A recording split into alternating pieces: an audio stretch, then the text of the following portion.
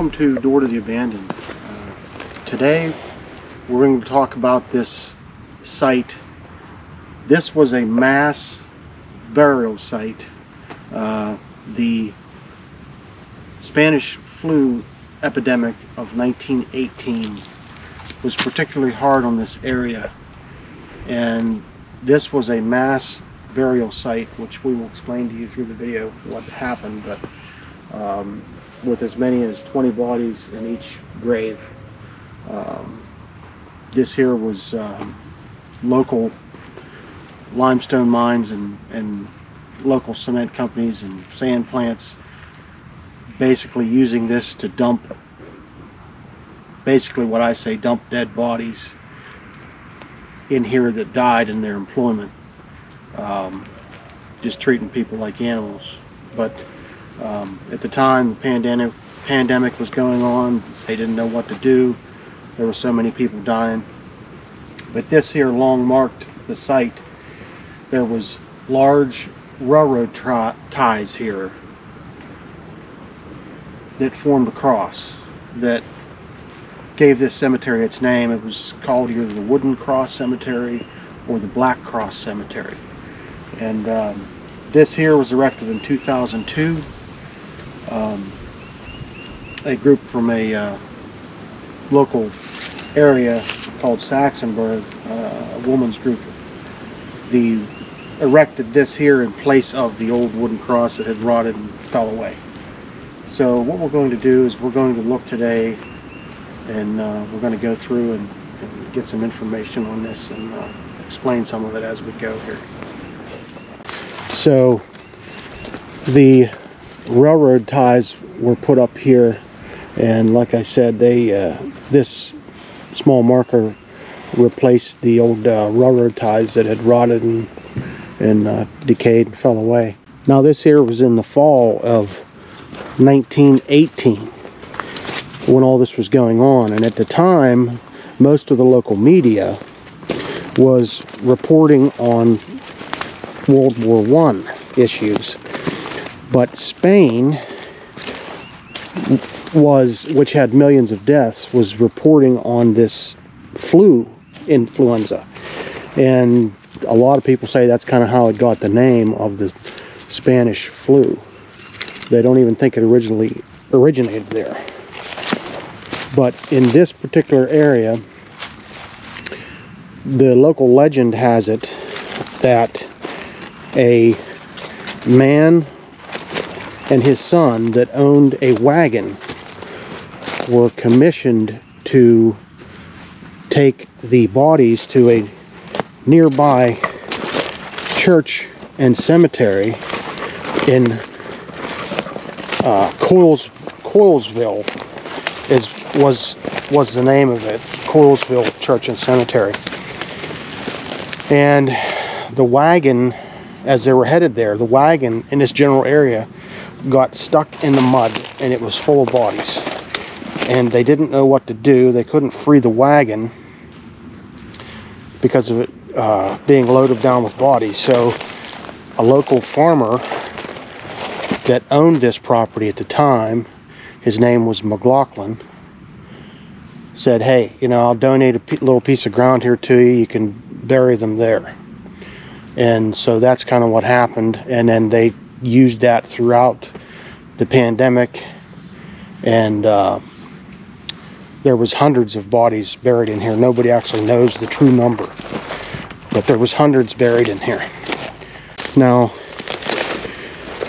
I grew up not far from this area, so I kind of knew of it when I was growing up, and my parents kind of told me stay out of there because it was a known fact that years later there was grave robbers come over here and dug up the ground looking for these people's possessions, because these people, when they were buried,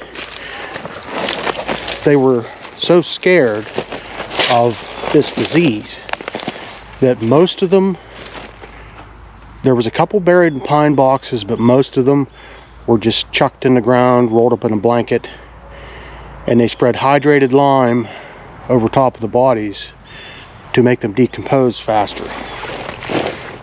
because of being scared, so scared of this disease. There's so many people dying so fast. And most of these people were immigrant workers that left their families to come and get started in America.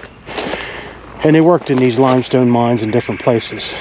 Now, there is some places over here where you can see some dug up areas and heaves in the ground where people were doing just that. So let's take a look at that.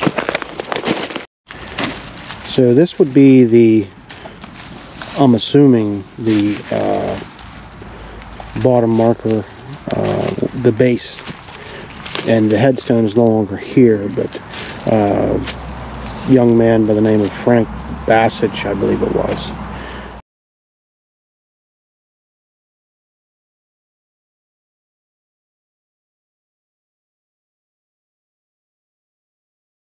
But there has been some reports that some hunters had found some other markers in here, but this is the only one that was documented. If you look closely here next to this tree, you can see an indent here and an indent here. I mean, you can see down there below that tree an indent. It's hard to tell, and I mean, you can't, I mean, you want to try to be respectful, but I mean, there's hundreds of bodies buried in here. There's no way to know what you're stepping on or anything like that. It's a shame, really.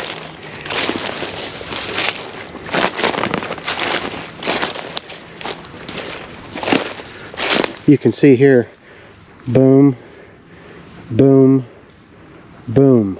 You can see the indents. If you look closely, you can see the indents here, right here, right here, in the ground.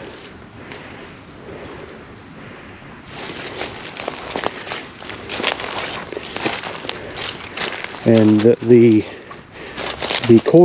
local Coylesville church, where they were originally trying to get to when the wagon got stuck, Father O'Callahan is the one that initially commissioned for the wooden railroad tie cross to be built. And the thing of it is we do have some death certificates that we can possibly put in this video to show, but they continued to use this even after the pandemic had slowed down. The neighboring cement companies and sand plants and limestone mines and everything that were in this area, they continued to use this according to the date on some of the deaths. They just kind of used this as a dumping ground, it seemed, for any of these immigrant workers that died in their employment.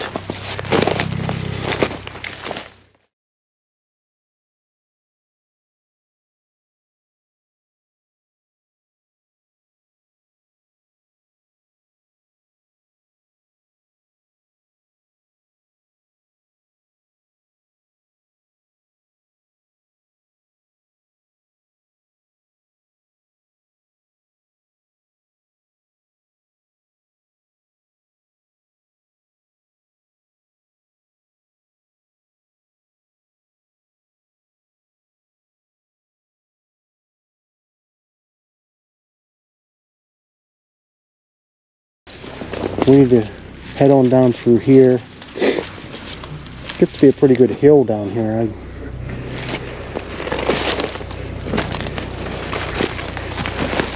so sad knowing that there's that many people here. Most of the people from the death certificates we seen, there's about 14 that are posted on Find a Grave, and for this cemetery, and all the ones that we seen, there was one Italian lady. The rest were from Austria. the ones that we saw.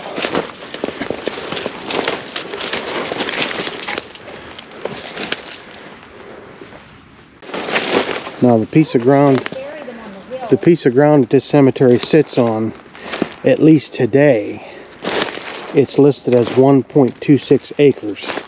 That's not a very big piece of ground to have hundreds of bodies buried. So that kind of tells you a little bit about these mass burials in here. The cement plant, well, it's now the cement plant, but which is associated with a lot of these mines, is still in operation today, and they actually own everything bordering this little cemetery here. But now they commissioned, I guess it would have been, they apparently for the cemetery, I don't know, they must have donated, it's only listed as 1.26 acres, I believe, but they must have donated that for the cemetery. But that's no telling how big the original cemetery was. You know, it could have been 10 acres, I don't know, but they designated 1.26 acres for it, and then they own everything around it.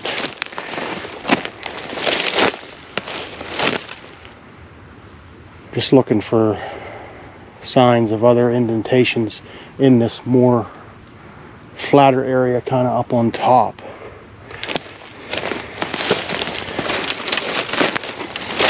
Just a sad story. What I've seen with most of the burials are up here and on this side, because of the way the ground is going.